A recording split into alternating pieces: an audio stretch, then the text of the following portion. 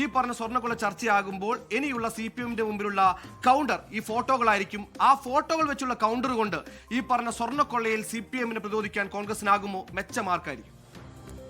സുഹൈൽ, ഇതിൽ ഏറ്റവും പ്രധാനപ്പെട്ട കാര്യം ഈ ശബരിമല സ്വർണ്ണക്കൊള്ള ചർച്ചയാവുകയാണെങ്കിൽ അത് തിരിച്ചടിയാവുക ഇടതുമുന്നണിക്കും CPM-നുമാണെന്ന കാര്യത്തിൽ യാതൊരു തർക്കവുമില്ല. അത് ചർച്ചയാകരുത്, ആ വിഷയം ചർച്ചയാകരുത് എന്നാണ് CPIM-ഉം LDF-ഉം ഒക്കെ ആഗ്രഹിക്കുന്നത്. പക്ഷേ ഈ കഴിഞ്ഞ തദ്ദേശ തെരഞ്ഞെടുപ്പിലടക്കം, തദ്ദേശ തെരഞ്ഞെടുപ്പിലാണല്ലോ ഇത് കൂടുതൽ സജീവമായി പ്രതിഫലിക്കേണ്ടിയിരുന്നത്. ഇപ്പോൾ സംസ്ഥാനത്ത് UDF-ന്റെ വലിയ മുന്നേറ്റം തദ്ദേശ തെരഞ്ഞെടുപ്പിൽ ഉണ്ടായിട്ടുണ്ട് എന്ന കാര്യമൊന്നും അത് വിസ്മരിച്ചുകൊണ്ടോ അക്കാര്യങ്ങൾ ഓർക്കാതെയോ അല്ല. പക്ഷേ അത് UDF പ്രതീക്ഷിച്ച നിലയിൽ പോലും അത് വലിയ രീതിയിലൊരു വോട്ടാക്കി മാറ്റാൻ തദ്ദേശ തെരഞ്ഞെടുപ്പിലും കഴിഞ്ഞിരുന്നില്ല. അതുകൊണ്ട് അത് ഒരു വശത്ത് അത്തരം കാര്യങ്ങൾ BJP നേതാക്കളുടെ മനസ്സിലുണ്ട്. പിന്നെ ഇപ്പോഴും ഈ സ്വർണ്ണക്കൊള്ള എന്ന് മാത്രം BJP പറയണം എന്ന് നമ്മൾ ശഠിക്കേണ്ടതുമില്ല. നമുക്കറിയാം, ദേശീയ തലത്തിൽ തന്നെ ഒരു കാലത്ത് രാമക്ഷേത്ര നിർമ്മാണമായിരുന്നു BJP-യുടെ പ്രധാനപ്പെട്ട മുദ്രാവാക്യം. ബാബറി മസ്ജിദ് തകർക്കുന്നു, പിന്നീട് രാമക്ഷേത്ര നിർമ്മാണത്തിലേക്ക് അവരുടെ നേതൃത്വത്തിലുള്ള ട്രസ്റ്റ് കടക്കുന്നു. അതൊക്കെ ആ സംഭവമൊക്കെ നടക്കുമ്പോൾ പോലും 2009 ആ തെരഞ്ഞെടുപ്പിൽ രാമക്ഷേത്ര നിർമ്മാണം മാത്രമായിരുന്നില്ല അവരുടെ അജണ്ട.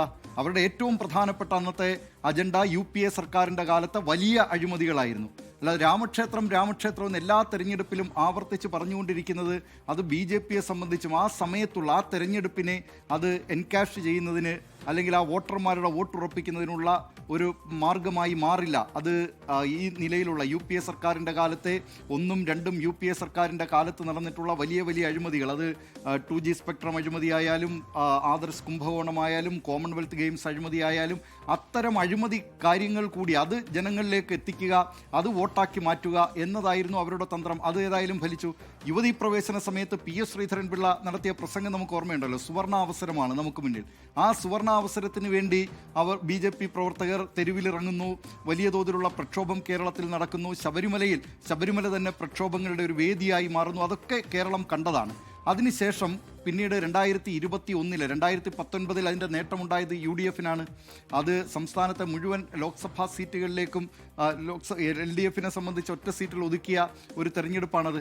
അതിനുശേഷം പിന്നീട് 2021 കേവലം 2 വർഷം മാത്രം കഴിഞ്ഞപ്പോൾ നടന്ന ആ നിയമസഭാ തെരഞ്ഞെടുപ്പിൽ അതിൻ്റെ റിസൾട്ട് എന്തായി? അന്നും ഈ ശബരിമല വിഷയമൊക്കെ, യുവതീ പ്രവേശന വിഷയമൊക്കെ ചർച്ച ചെയ്തതാണ്.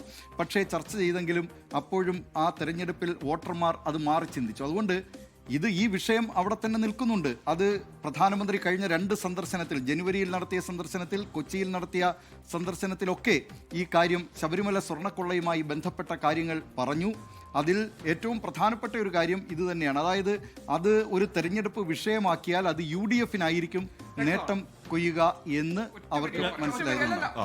ഒറ്റ വരി പറഞ്ഞാൽ മതി. അതായത് ഈ തെരഞ്ഞെടുപ്പിൽ CPM-ന് അല്ലെങ്കിൽ സർക്കാരിനെതിരായിട്ടുള്ളൊരു നീക്കമാണല്ലോ പ്രതിപക്ഷത്ത് ഇപ്പോൾ BJP നടത്തല്ല, UDF-നല്ലല്ലോ പരാജയപ്പെടുത്തേണ്ടത്. അപ്പോൾ സർക്കാരിനെതിരെ ഉപയോഗിക്കുമ്പോൾ ദിലീപ് പഴയ കാര്യങ്ങളൊക്കെ പറഞ്ഞു. അപ്പോൾ സർക്കാരിനെതിരെ ഉപയോഗിക്കാൻ പറ്റുന്ന ഏറ്റവും മികച്ച രാഷ്ട്രീയ ആയുധം എന്താണ് BJP-ക്ക് ഇവിടെ?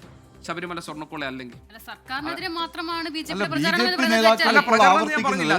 സർക്കാരിനെതിരെ ഈ സർക്കാരിന്റെ താഴെയിറക്കം ആയിരിക്കുമല്ലോ അവരുടെ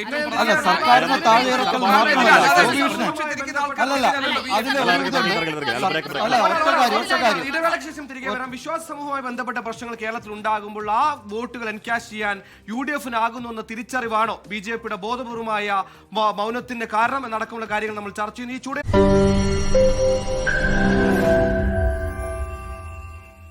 ലോകത്തെവിടെയായാലും ഏത് സമയത്തും 24 വാർത്തകളും ഓഗ്മെന്റഡ് റിയാലിറ്റി പാക്കേജുകളും എക്സ്പ്ലെയിനറുകളും വിശദമായി കാണാൻ ഞങ്ങളുടെ YouTube ചാനൽ നിങ്ങൾക്ക് സബ്സ്ക്രൈബ് ചെയ്യാം.